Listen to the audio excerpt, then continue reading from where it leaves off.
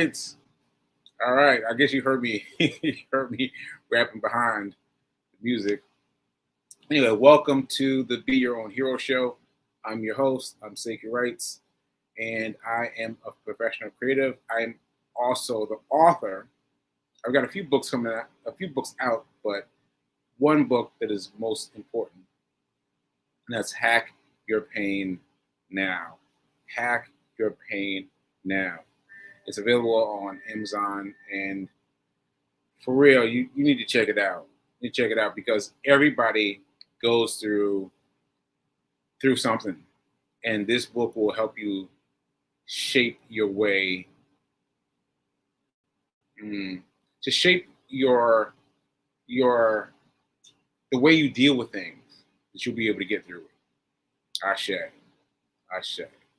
So yeah, that's all I have to say about that book. Buy the book because it's not for me, it's for you. It's not for me, it's for you. I'm just saying it's for you. Okay, so where we going today? This is Friday, which is what do I call Fridays? Funny Fridays. Something better than that, but Funny Fridays. I kind of keep it loose and recap the weekend and talk about what we had in the show this week. And so I usually say that, but I think this time I want to keep it straight because I really want to get back to Rich Dad, Poor Dad, because so much has been unearthed. So let's go. Let's read the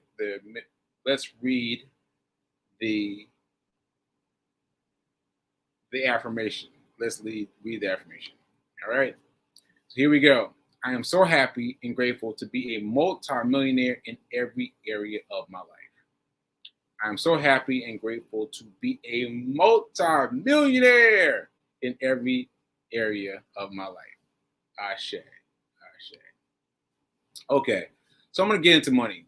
And then we'll talk about other things as we have time. So I want to get back to Rich Dad, Poor Dad because of something Linda said yesterday. She said that I read her quote, and she said something along the lines of, "I don't work for money. No, I don't manage money. It's close to that. But anyway, what her quote reminded me of was this whole chapter one of the book of Rich Dad Poor Dad is I do not change my I don't work for money, money works for me.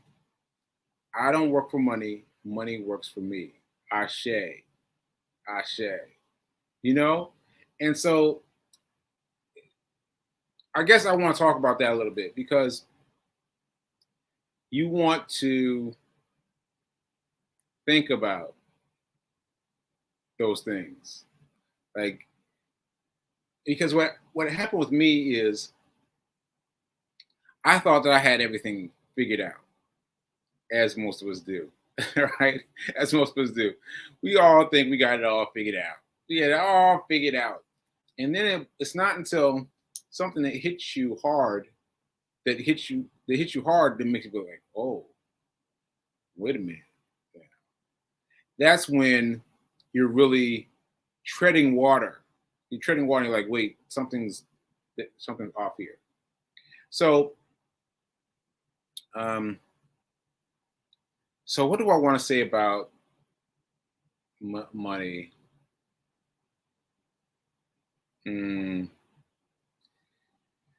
Well, I guess I have to do it in terms of me, right? And so I'll do it in terms of me. I'll recap some of what I said this week.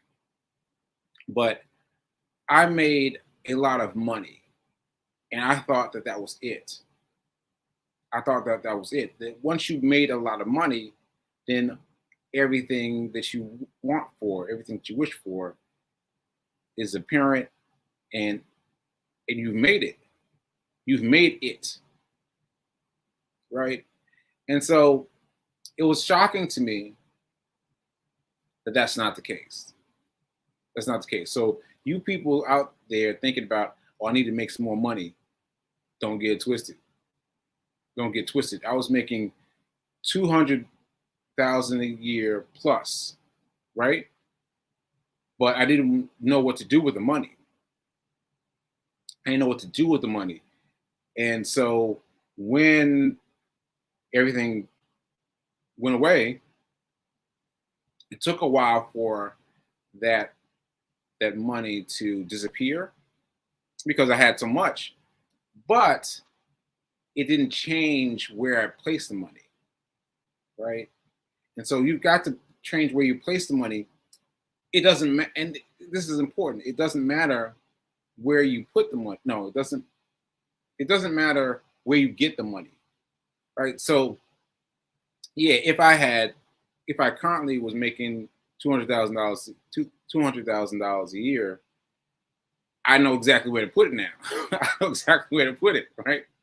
I know exactly where to put it. I'll put it in the stock market, right? But when I was making $200,000 a year, I was not onto that fact yet.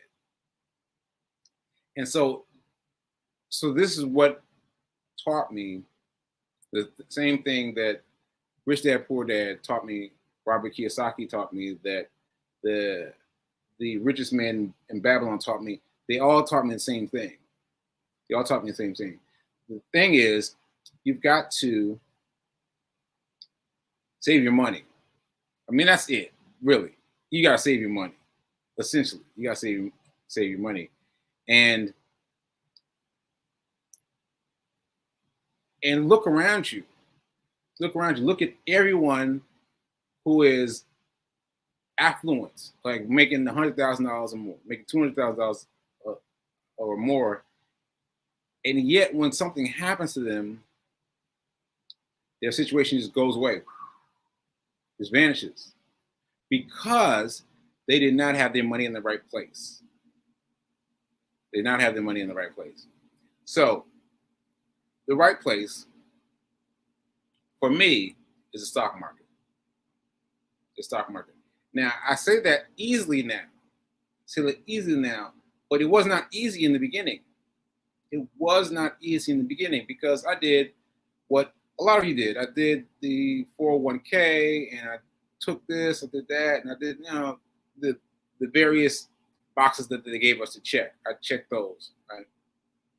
And I did experiment with Krispy Kreme. I did experiment with Krispy Kreme donuts, which did well for me, which did very, very well. But I didn't know what I was doing. Right? I didn't know exactly what I was doing. I'm gonna put some money on Krispy Kreme. Krispy Kreme did a lot. But I ultimately cashed out the 401k, and because I needed the money, right? And what I discovered is that,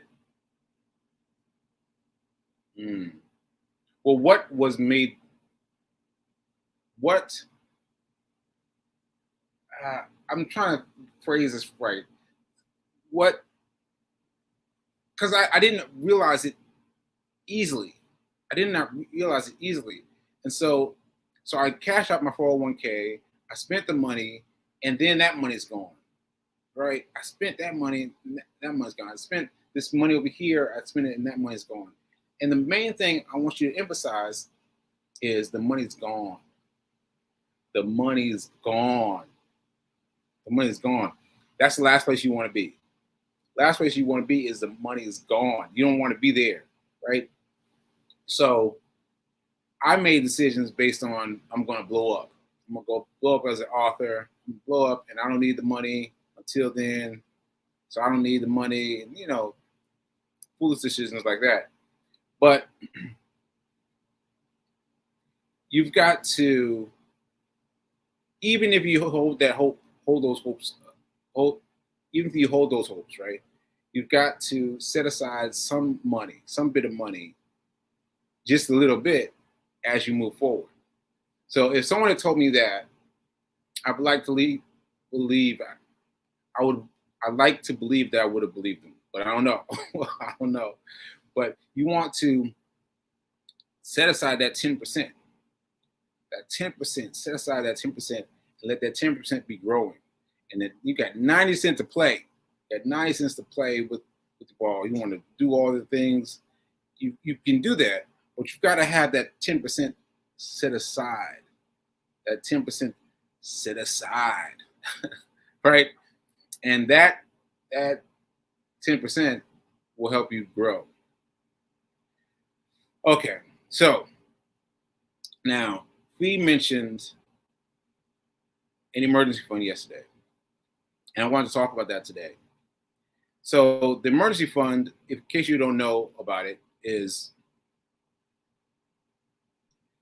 $1,000 that you have set aside because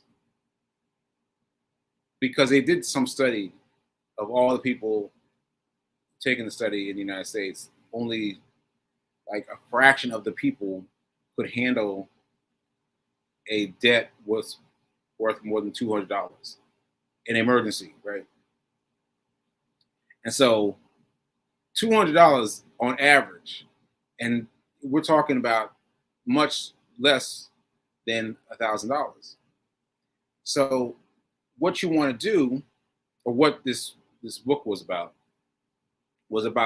having some money set aside. And I'm gonna tell you right now, I went back and forth on it because I thought, oh, $1,000, that's a lot of money, right? And I was like, I don't know about that. I don't know about that. That's how I really reacted. And so I put a little bit of money, and then I put a little bit of money, I think I had like maybe $500, and my mom's car battery went dead, and I've been driving the car much more than she had, and so I felt like it was my responsibility. But do you know how much of a blessing it felt to be able to pull that money out of my emergency fund account and play it and just pay it off? I was like, wow, that's so easy, right? And then so let's just say that was so easy. It's worth doing. It's worth doing. It's worth doing. Now, what I struggled with then was, how do I replace the money? Like I took the money out for the battery. How do I replace the money? Now I'm rolling with, like, I don't know. I don't remember how much the battery was. So let's say $200. I got $200 in my checking account for emergencies, but I don't have the full. At that point, I hadn't had the full $1,000 yet, right? But I don't have the full amount. And so I just left it like that. I just left it like that. And then what happened was something else came up, and I was like, oh, I can't even remember what happened, but I was like, oh, no, if I spend this, then I'm gonna have like $10 left in my emergency account. And I was like, okay, all right, I've got to give to my emergency account. So what I did was I decided that the emergency account needed to be separate from my checking and savings account in my regular bank, right? So what I did is I opened Acorn. Now, Acorn, sidebar, Acorn, I've had for years, for years. I've had Acorn for years, and Acorn hasn't gotten any love from me. I think I've put like $25 in Acorn, right? Nothing. But you can set up Acorn to be automatically take money out on certain days, certain weeks, what have you. And also you can also set it up to take the change left. So if you say you buy something that's 90 cents and you pay with your card, so there's 10 cents left over before it gets to $1, it will take the 10 cents and invest it. And that's easy. That's easy. So you got those two ways of contributing. So I set it up to contribute, and then I forgot about it. I literally forgot about it. And then the next time I looked, I was like, yo, Acorns is popping. Acorns is popping. And so I added a little bit more for the for the amount given until now it's above the $1,000, above the $1,000 in my Acorns account, because that's my emergency fund. That is my all goes crazy. That is my emergency fund. And I've learned if you take something out like that car battery, you must immediately put it back in. And also, I learned that you've got to have more than $1,000. You got to have more than $1,000 because you might have a car battery that you've got to pay, and then you still want to stay right around $1,000, right? Because you want to keep giving to that account because because if you pick at it slowly, then you won't have it anymore. That's the best way I can put it. Like if you pick at it slowly, you won't have it anymore. So you've got to keep building onto it. So you could do something like you can get to $1,000, and then you can curb what you give to it to a smaller degree, but get the $1,000 in someplace separate. So for Cash App, I can transfer the money whenever. It doesn't take but a second, but it's over there. It's over there, and that's the go-to final reserve. That's my go-to money, right? And so that is an important thing because you have to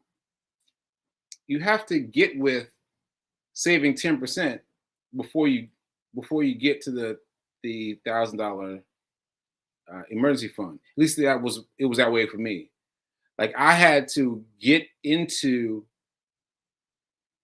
the truth of putting my money aside in 10%.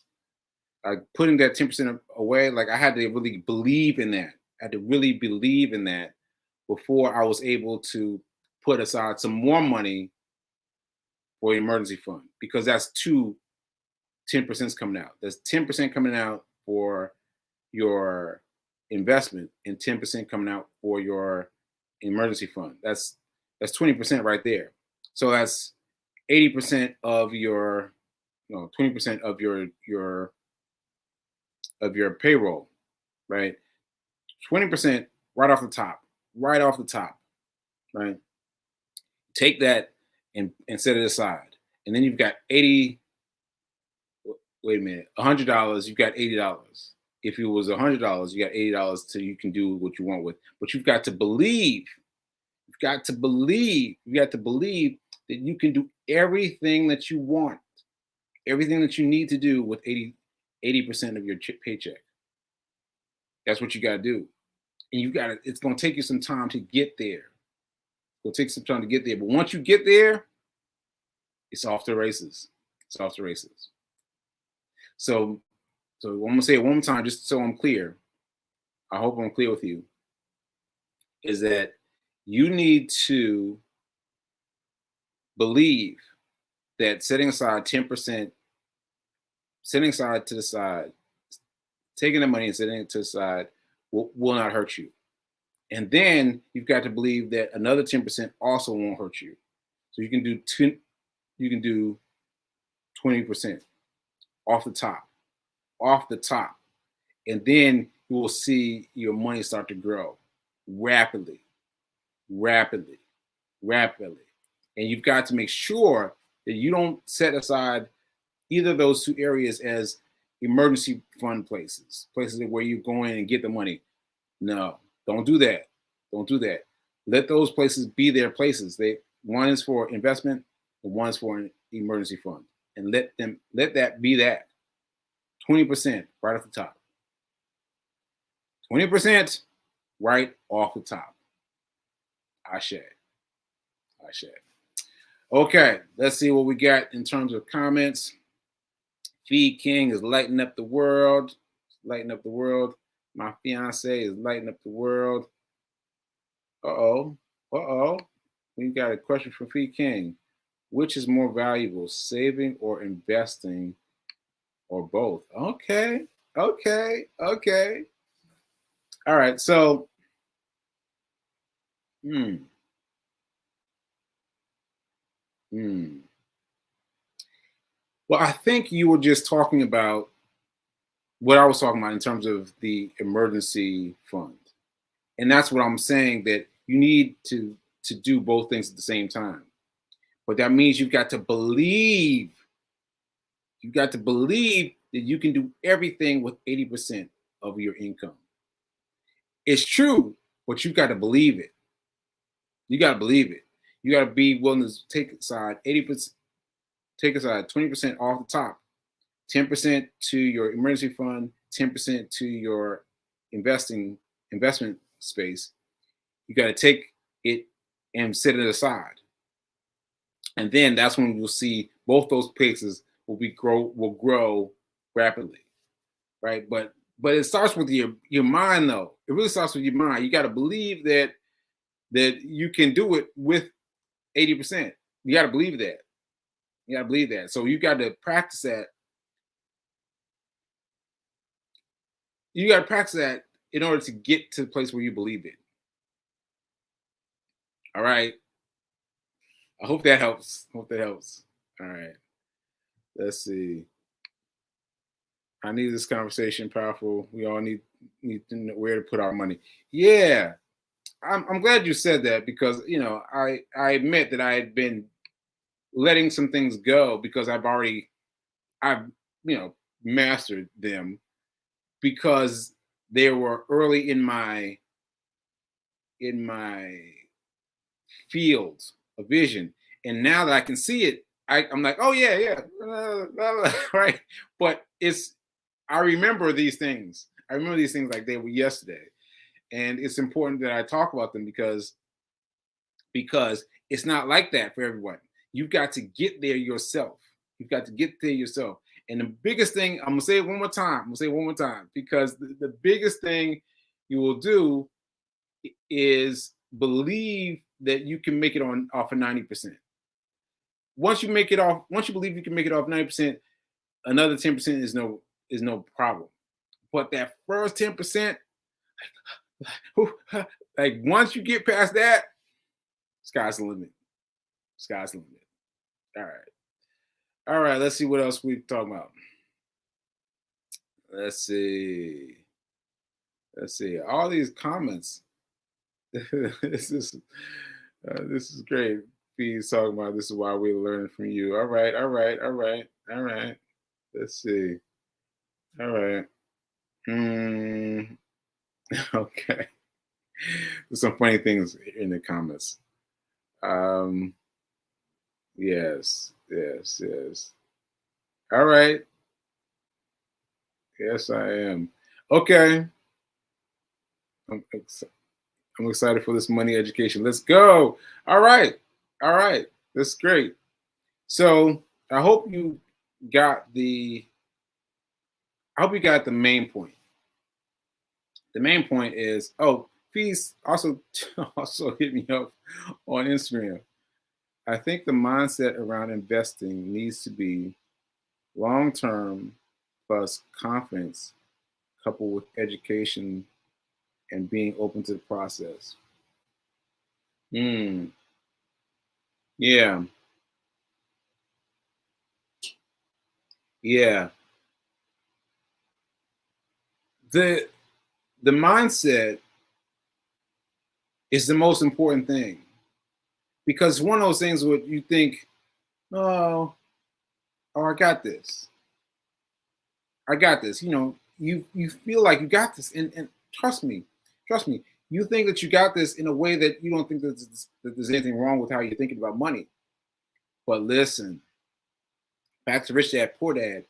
His father, his father was educated, was had a good salary, had all the right things, had all the right things, and yet his his best friend's father was like, living in a poor part of town, living, with like everything seemed to be not so good. But that father ended up giving millions of dollars to his family and to people in the area when he passed on. Like millions of dollars. Millions of dollars. So what I want to say is that you've got to find something that helps you feel out of order. Helps you feel out of order with the way things are financially. Right? And I'm gonna see what was it for me? What was it for me? Oh man. I think it was a stroke. The stroke for me really helped me because I was completely gone. I mean, you don't understand. I had amnesia like you would not believe. You would not believe. I didn't understand. I didn't know anyone. And yet my money was multiplying itself. Was multiplying. So it's just playing with itself. It's like, oh yeah, let's make some money right here. Let's make some money over here. Like, and I was just fascinated when I finally got my mind right to look into the accounts. I was like, the money is just doing stuff. And that's when I really got it. That's when I really got it. That's when I really got it. So that's recent. That's recent. That's July 14th, 2022. So that's recent. But I got it now. I got it now. There's no way I cannot get it now. All right. All right. Okay, so that's all I got today. I wanted to show you my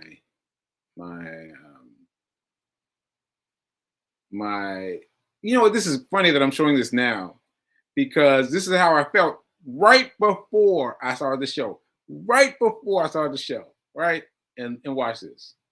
Check this out. Listen in Instagram. Okay, I didn't say much today. I haven't said anything today. I am Sekou, and I have been doing this every day for 335 days. That means running or walking a mile. And yeah, that's all I got today. That's all I got today. I'm not sure what I feel. The run was fine, but I just feel a little hazy. So I'm not sure what I feel today, but I'm going to push through it. I'm going to do my show. I'm going to push through it, and I'm going to do my show. Ashe. Be Your Own Hero show. Check it out later.